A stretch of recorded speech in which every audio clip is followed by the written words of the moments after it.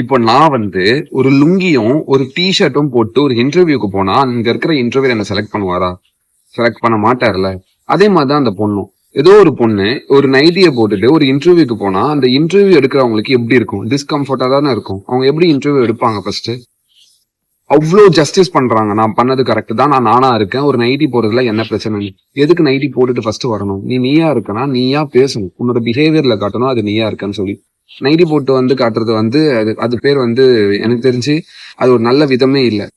ஒரு நல்ல விஷயத்த வந்து நம்ம காட்டுறப்ப இது எல்லாரையுமே வந்து அஃபெக்ட் பண்ணும். இங்க இருக்கிற எவ்வளவு பேருக்கு அந்த ஆப்பர்ச்சுனிட்டி கிடைக்காம இருந்திருக்கு தெரியுமா? உங்களுக்கு கிடைச்சிருக்குன்னா அந்த ஆப்பர்ச்சுனிட்டி கரெக்டா யூஸ் பண்ணணும்.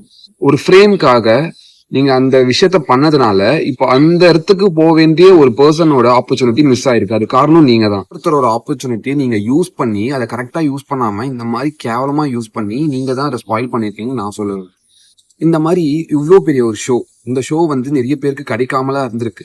அந்த ஷோல போய் இவ்வளவு அசிங்கம் பண்ணி இந்த காமன் மேனாலே இப்படிதான் இருப்பாங்க, ரொம்ப சீப்பா இருப்பாங்க, மெச்சூரிட்டி இல்லாம இருப்பாங்க, அந்த மாதிரி ஒரு விஷயத்த கிரியேட் பண்ணி விட்டுறாதீங்க தயவு செஞ்சு. இந்த வாட்டர் மெலான் ஸ்டார் அந்த மாதிரிலாம் ஆக்கிடாதீங்க எல்லாரையும்.